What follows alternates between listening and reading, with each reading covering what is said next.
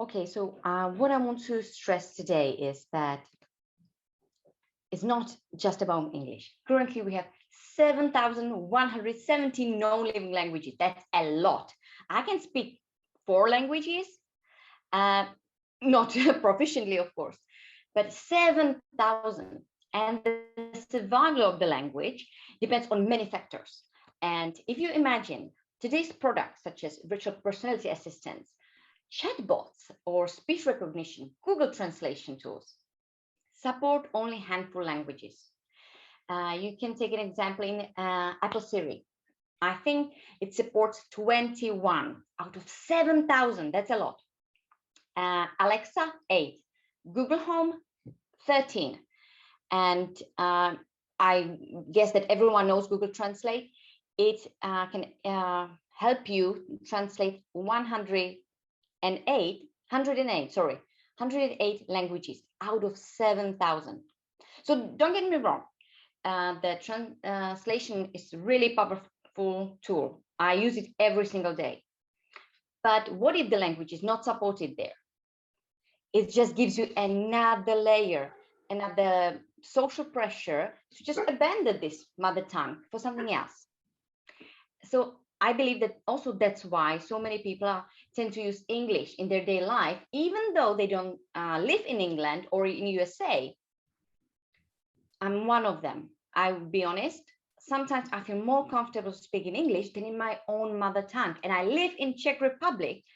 I read, I write in Czech, but somehow I tend to switch into this like Czech language.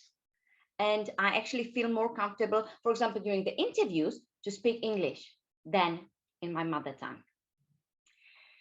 Besides speech recognition, for example, struggles even within the language itself. So you can take an example, English, and for instance, Caribbean English. Some people from that area are not able to use Alexa because that Caribbean English is a bit different than a classic British English or US English. So sometimes you may have heard that companies are saying, we cannot do much about that. Everything is based on machine learning and it's based on data. And these lesser resource languages, we just don't have enough data to train our tools. But, we are not talking about some tribe in the jungle kind of knowledge, language. Talking about languages which have few millions speakers and still cannot use these technologies.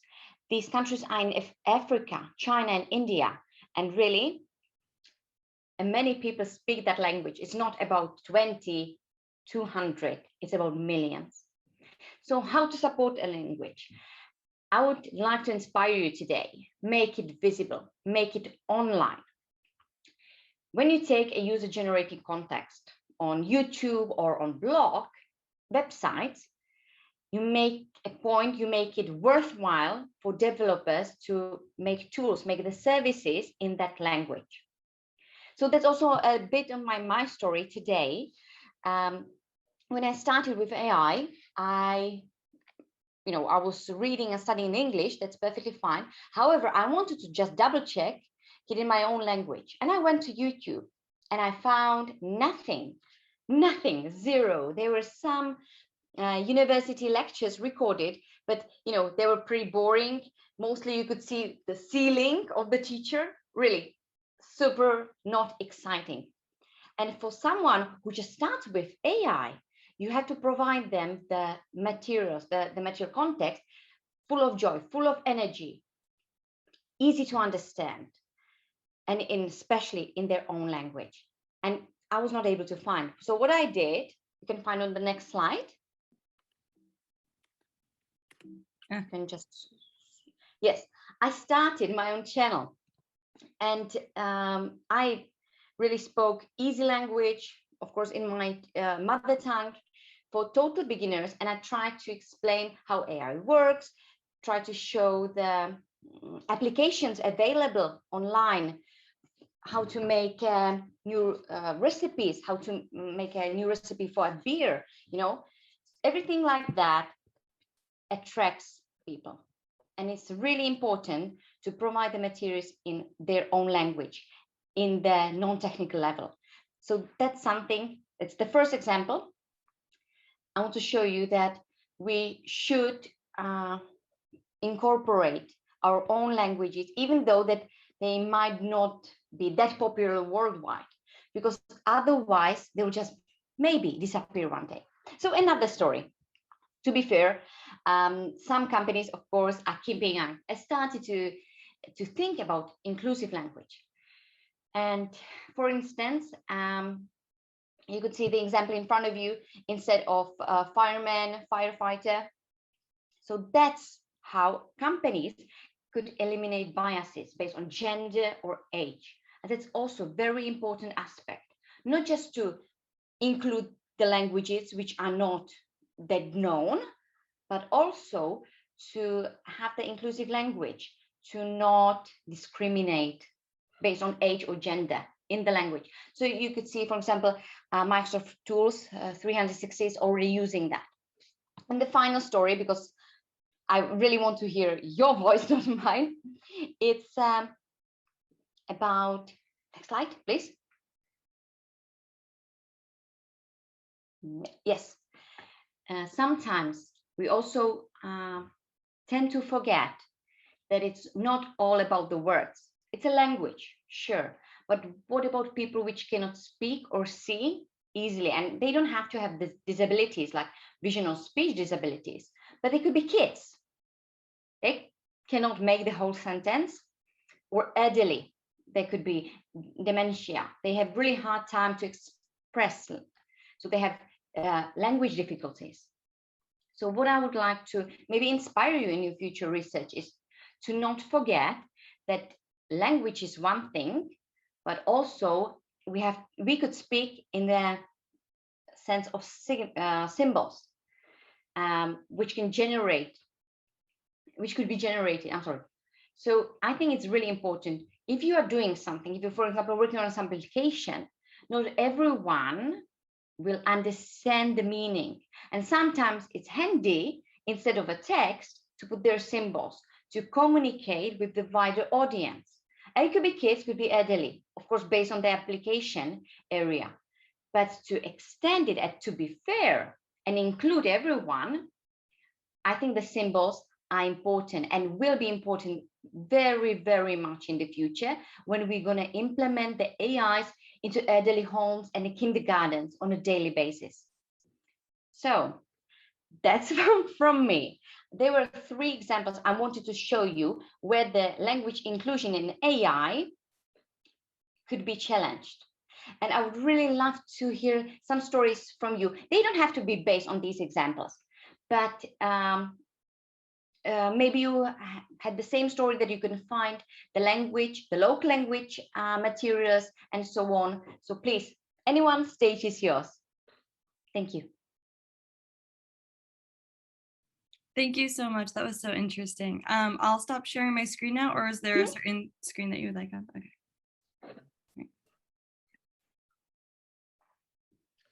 I just wanted to say thank you so much, Marta. That was a great presentation. And I wanted to just bring up something that ran across my mind while you were talking. You talked about so many languages just aren't out there. They're not on the web, so that's really hard to use them as, you know, training material for these models. And it got me thinking of sometimes it's just difficult with the way that, you know, Western audiences have designed their technology. It's just difficult to even get these languages on the web. I was thinking of like a lot of languages that use different alphabets. It's really hard to design a keyboard that has, you know, a bunch of characters on it. I'm thinking like a lot of East Asian languages like Chinese, they have thousands and thousands of characters. How do you design a keyboard for that? And it's a huge challenge. But not to mention even other languages that just don't have nearly as much exposure as languages like Chinese, that there literally is no keyboard for it. So they kind of have to figure out maybe a different way to speak their own language on the web. And it's, the issue of accessibility, I think, is really important. Thank you very much, Alex. You know, based on your what you just said, I think that things like YouTube, like instead of writing to at the beginning, of course, I think it's so much easier speech recognition than a writing, for instance. I've just recently came across AI materials in Nepali language. Even though the majority population speak English there or is able to communicate, I think it's great to integrate AI to all languages. And I think YouTube is a great channel because it's for free or similar. So, but very good. I don't even know how I will do the keyboard, by the way. It's very good. I think you have an idea for an app. Like, very good. Well, it's interesting. I have some Japanese friends, and I've seen the way that they use their keyboard is they use like the same keyboard I use with all the Roman characters on it, but it's kind of like they phonetically spell out their characters. So it's like a ka, they do a ka, and then they have to pick from a list which one they want. And it's incredible to watch them do it because they're so quick at it, and there's so many different options. But it's just like if you're a Japanese speaker and you don't know the Roman alphabet, because why would you? That makes it really hard for you to learn how to use a keyboard. Well, that's like a new language in that case. They have to learn. Okay, wow. Okay, I never thought about it. Wow. Okay, good. Thank you. Okay, anyone else? Thank you, Marta. That was a lovely presentation and quite eye-opening. Actually, the one that really caught my attention was the last example you mentioned, considering people who perhaps could have like vision or speech disabilities and things like that. I was wondering if you know of any tools that somebody could like use right away to sort of support that group. Google Experiments has a really good page. I would start there. Of course, they are called experiments because they are experiments. However, I would definitely start there because I think that they've done something regarding the symbols and the vision disability. Not the speech disability, but the vision disability I've seen there. But it's a good point. I will double check and I will send it through Tia or through Lindsay after this meeting. I will have a look for some better examples that you could download, that you can, build on.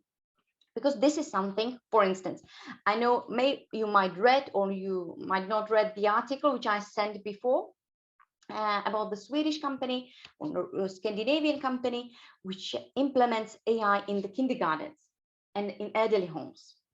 In one particular city, which in Sweden, which wants to be, let's say, keep up, they want to be became a smart city. And I think it's great to implement such a devices in the kindergartens because this generation most likely going to use AI through their whole life. And of course, they in elderly homes, they have a lot of people with these, let's say, disabilities, the vision disabilities. Everyone wears glasses. They have to look really close and so on. So I will have a look and I will send more links for the material that you can practice on. Not just the examples that you can see, but something you can really play with at home. Thank you so much. No, not a problem. Thank you for your comment. You guys' conversation reminded me of a TED Talk I watched a year or two ago about a deafblind woman that goes to Harvard, and she's like a disability rights activist, and she has a TED Talk. I believe what the link I just put in talks about it, but she uses technology in a bunch of different ways to be able to increase accessibility and communication with those with disabilities. And I thought it would be, if this is something that interests you guys, like she's a really interesting activist that is like really well spoken and really awesome. So I think it would be interesting to check out aside from that. Thank you. This area regarding inclusion, I know that it's not most commercial area. Let's be honest. However, it's really important to focus on. And to be fair, in case that you are still studying, it's a really good material for the research. Because this is something that I truly believe your supervisor is going to, and your school going to support and finance. And you can find a lot of grants regarding inclusion at this point. So I know that everyone needs to earn money for the living to make ends meet.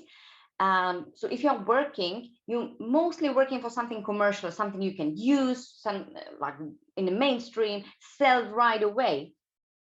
That's this is understanding. But however, if you tend to do some university research still or some volunteer work, inclusion is something I really highly recommend, not just because there are grants available, but because it's just a good cause.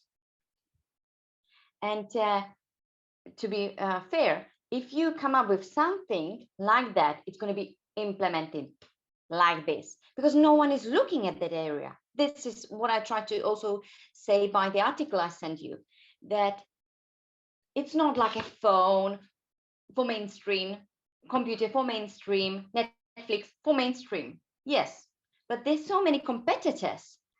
So if you're aiming for something that everyone can use, well, you are not alone. That's, I think, obvious.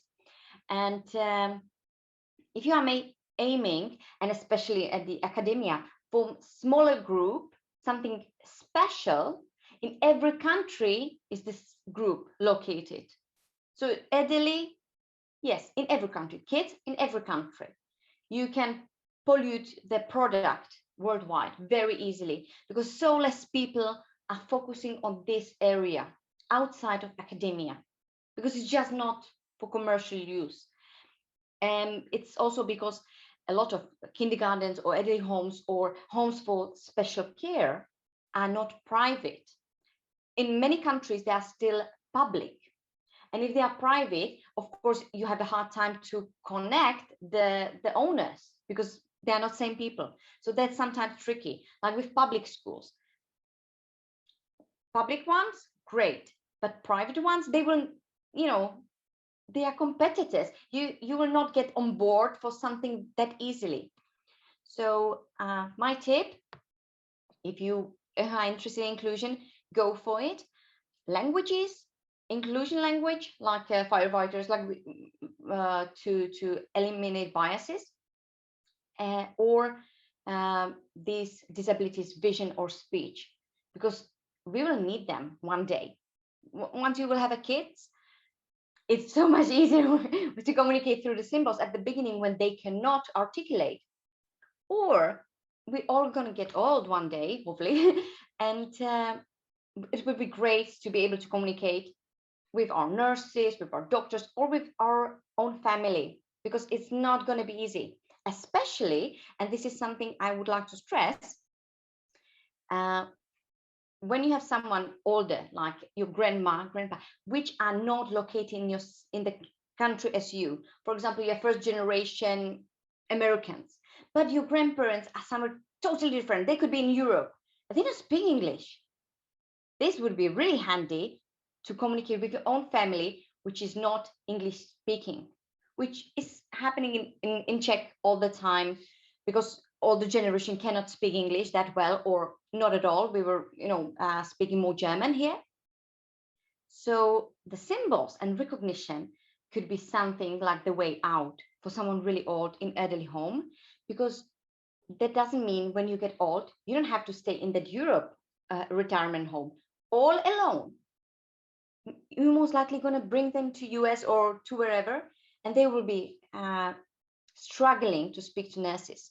That's also what I've witnessed before, that once you feel sorry for your old grandparents and you think that, oh, let's ship them here because we want to take care of them, the elderly had really hard time, not just to get used to the new food, which they never experienced before and so on, but none of the nurses could speak the same language.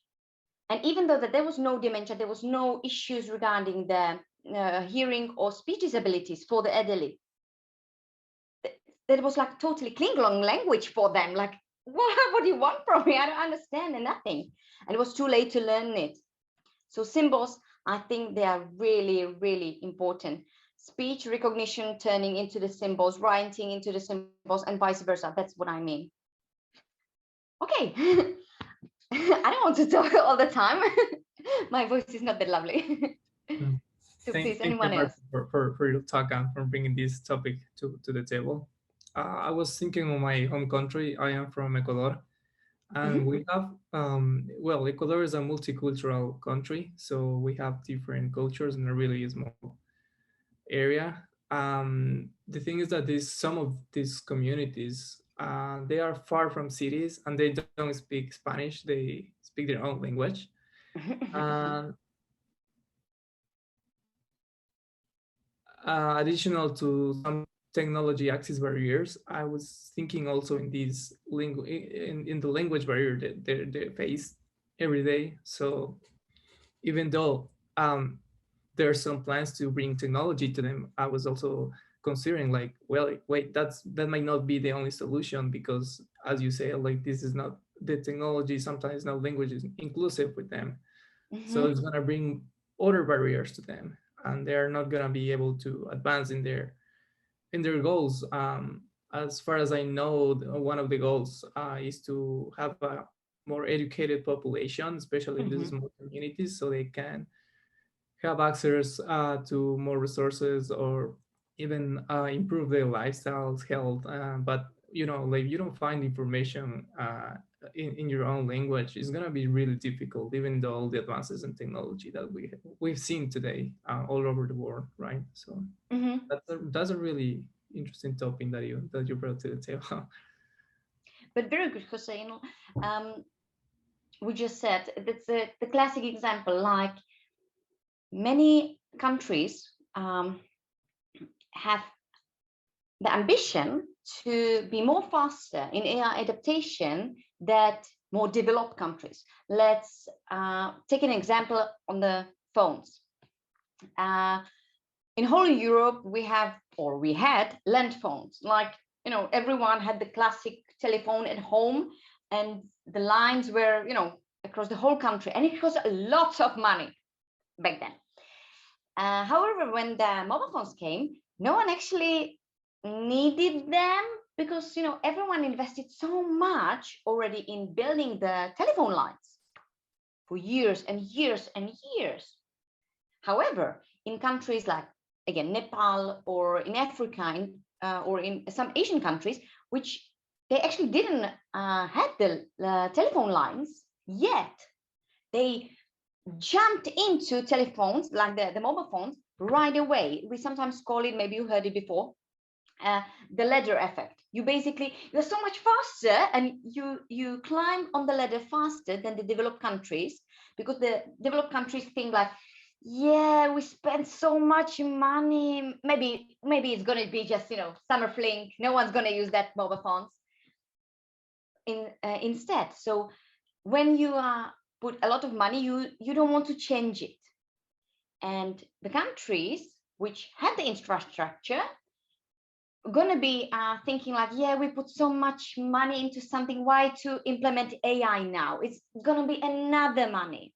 But countries which not implemented AI before will just jump for the final product. They skip the money in the middle. And that's something I think is going to happen, or might happen, in Ecuador as well. But that's why we need in these countries to explain AI to population, because these countries are more likely to use AI than developed countries, which will think like, yeah, but we have this solution instead, and this solution instead, and this solution instead. But when you don't have the solution, you can jump to the top of the ladder. And that's why the inclusion in local language, explaining what AI is about, the security, the biases, everything is so important. And especially when we want the public to use it and feel safe, and make a habit out of that. Because your product, which you are maybe developing, or you would love to develop, it could be something amazing, really. But if no one feels about it, it's like, it's not right. I don't know, it's that artificial intelligence, I have my own intelligence, I'm not going to use it. Bang, you don't have the customers. So that's something. If people don't feel like it, they're not going to buy it, they're not going to use it. And that's I think you get really good example about the Ecuador. More communities, more struggle. In that case, you have to translate in so many more ways and languages. It's not easy, and especially for non-technical people to not be afraid to use it. That's a tricky case, yes. And I've been again talking all myself. Thank you I'm sorry, for I have your this habit of talking. Sorry for that. your insights. Okay. And someone else? Yeah, I have a question. Would like to share? So Yes, yes. I think, as you kind of alluded to, data is one of the biggest problems in supporting languages beyond English, right? And I think in like computer vision, that's also like a big problem for like facial recognition technology, where they don't have enough, like it's biased towards people of color and stuff. And I was wondering like where you see like the future of inclusive technology for speech recognition and like all the other NLP subsets. Because I remember some researchers at Google for supporting people with ALS, they decided to actually train a data set completely from people who have ALS, and they had them like speak into microphones, and then they kind of like use their frequencies, and they designed a totally new different data set. So if they wanted to like implement that and scale that for people beyond ALS, they would have to do that for people with like different, I guess, accents and stuff. So how would you be able to scale this type of technology and make sure that it's more inclusive if data is the issue? What everyone can do is to put the content online, to make it interesting for everyone to care enough, to make it worthwhile, and put the money into that to proceed. That's something which everyone, not just the AI community, I mean, people like, let's say, in Nepal, they could speak Nepali, so everyone could do something online, could have a blog. It doesn't have to be about AI at all. We just people need to put the data online. On another side, a lot what I see in the future, at least in Europe, I cannot speak only for Europe, is going to be linked to European Union regulations. European Union is known for a lot of regulations to support equality and to eliminate biases, to have a more secure environment, and so on. And just recently, they put regulations for AI, and I see the same thing. I will give a similar example. For example, in Sweden, they have a law, and it's a law that even though that you are not Swedish, but you're in Sweden and you speak your own language, it could be Spanish, fine, you have the right to obtain 4 hours of Spanish per week. And it's not problem, for you to find the teacher. It's for the government to find the teacher. So something similar. So they implement with when people started to coming into the country to support their language, not just Swedish, but to make sure that the other languages will not disappear. Like I said before, that everyone will switch to Swedish and their own mother tongue will just disappear. No, they felt responsible enough to support the variety, the diversity, and these, let's say, minor, lesser known areas, and made it a law. And that's why the government has to make it happen. How? It's government's problem. So they have to find teachers. It could be online, it could be virtual, but you as a citizen have the right to have your own language, to have education in your own language 4 hours per week. So the future, unfortunately, I see that I see in regulation that European Union or higher instance, higher authority will say, guys, let's be fair, it's going to cost money, but we will have to do this small projects to be fair. And it's going to be a lot of work.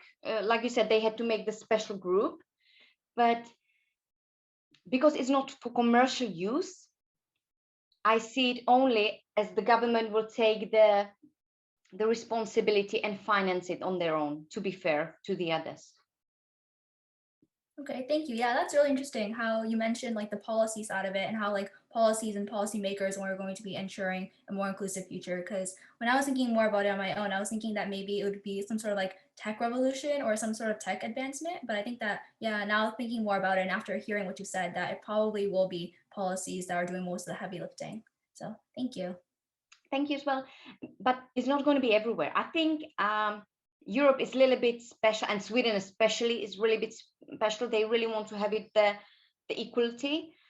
But the rest of the world, it's not going to be same. In that case, there could be great, you know, to have a hackathons and these smaller events to support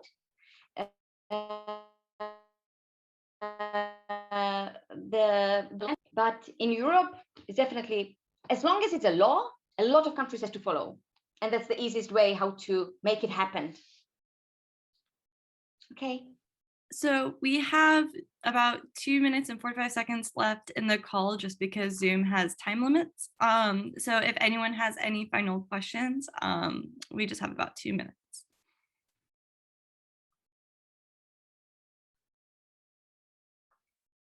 Yeah.